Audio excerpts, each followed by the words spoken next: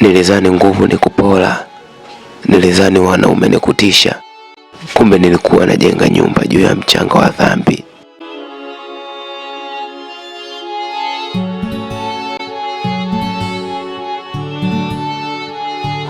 Nilipanda miba njia ya wanyonge, nikasahau kuwa kesho nitapita njia hiyo hiyo nikiwa peku. Mola,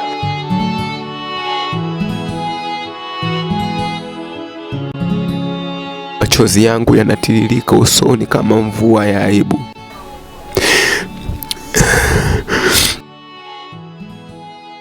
Mola wangu, nikubalie toba yangu kabla pumzi haijakatika.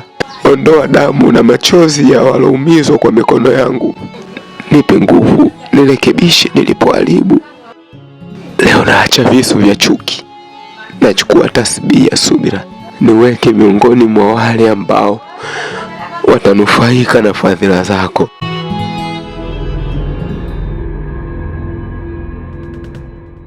Kwa hiyo mwanangu, baada ya miezi mitatu ndio umeamua udilewe, sio manake kama kusepa na mzigo wetu, sio manake hivyo. Tuchukuliaje kimfano? Baridi, mzigo wetu uko wapi? Niliubeba mzigo nikidhani ni starehe, kumbe ni mzigo wa moto. Ramadhani imenikumbusha ya kwamba maisha ni mkopo na kifo hakina taarifa. Ndugu zangu, tumrudie Mungu wetu, hatujachelewa bado. Hii mnamuelewa huyu? Kutoka Simba mtaa mpaka Kondoo msikitini.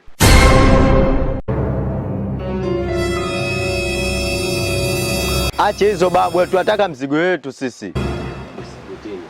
Hatutaki mahubiri yako sisi. We vipi? Acha niwaambie kitu ndugu zangu. Huu ni mwezi mtukufu wa Ramadhani. Mwezi huu una faida nyingi sana. Mwenyezi Mungu aliteremsha Qur'an tukufu kwa Mtume Muhammad sallallahu alaihi wasallam ndani ya mwezi huu mtukufu.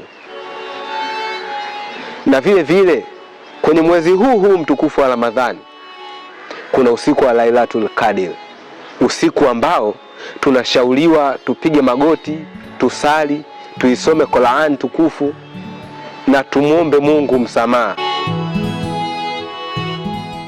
Jamani, hatujachelewa, narudia tena, hatujachelewa. Tutubuni. Hivyo unajua toba wewe? Wewe kutuambia si unajua toba wewe? Bangi yetu tunaitaka, ile ni amana yetu.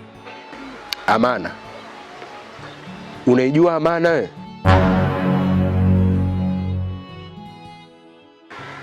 Amana ni ile inayompeleka mtu peponi, lakini sio jahanamu.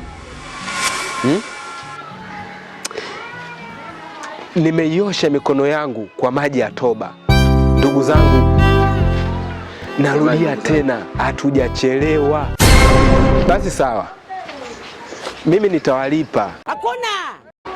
Lakini sitawalipa hizo bange kwa sababu nilishazichoma moto. Ongea nini wewe? Tutaonana wakati mwingine.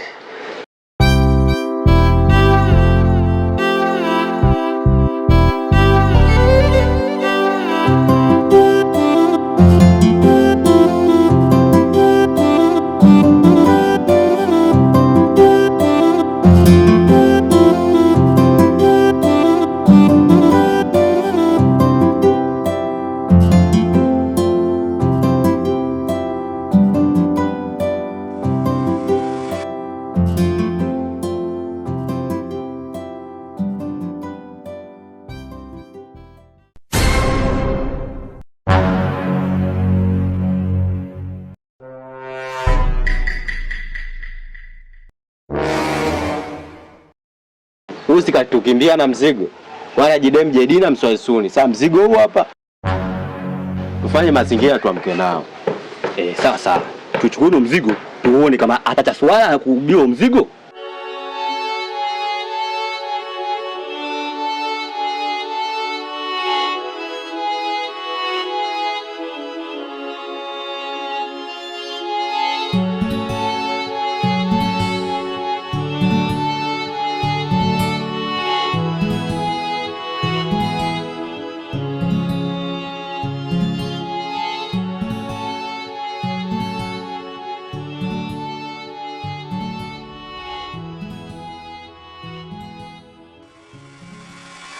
mama, nimefuata pesa yangu ya kijola. Wewe una akili kweli wewe? Pesa yako pesa gani? Unakuja kukopa kijola ndo nimekuja kuichukua hapo. Usijifanye kama umesahau. Yaani utoke huko na makongolo yako hayo unaambia nimekuja kufuata hela kijola. Kijola hicho kwa nani? Ulipokuja kukopa kijola nikakuamini. Hivi shapo ya kukopa kijola kwako wewe ile nimechukua kukupunguzia mzigo wewe. Siwezi nikavaa kijola kama kile. Ulipokuja kukopa, yani mama mtu mzima baada ukae na familia yako tulio na kuja kukopa kijola leo pesa sina. Pesa utalipa leo. Wewe silipi. Na kitu cha kunambia mimi mtu mzima, mimi sio mtu mzima. Nakuuliza mtu mzima ananyolea panga? Wewe mshenzi nini? Yaani kama ulikuwa hutaki kuchukua kile kijola ungeacha ningemuuzia mama Amina, mama Fatuma. Walikuwa wanavitaji vile vijola. Si wajinga. Hebu nenda kule. Mimi nataka ni pesa yangu hapa. Pesa sikupi sasa nakwambia. Sikupi. Wewe nini? Umeamua kufanya hivyo. Nenda kwa mjumbe sasa. Nenda kwa mjumbe. Wewe mjinga nini? Nenda. Muone kwanza shingo yake kama mpira mavi. Peleka kule. Matako kazi gola mwizi. Shetani we. Shenzi we. Wewe, jiangalie sana wewe.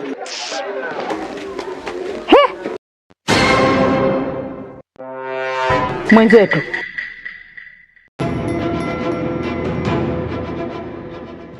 Kuliko ni mwenzetu. Mbona hivyo? Imekuwaje? Salama tu shangazi. Kuna nini hapa? Mimi nilichukua kijola kwake. Baada ya kuchukua kijola, nikamwambia lako mimi nitakupa. Sasa leo ndo ananifuata hata siku yenyewe kulipa bado. Shangazi, mimi nakujua vizuri. Jambo la kuchukua vitu vya watu na kuto kulipa kwa kweli ni jambo la kawaida sana.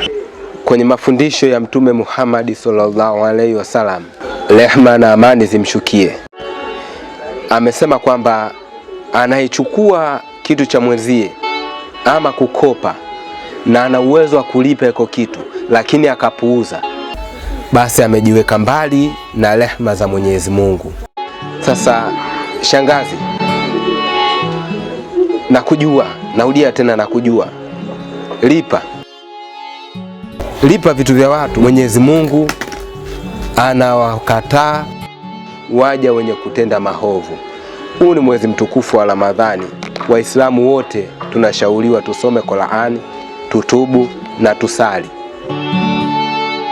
Nipo ndani.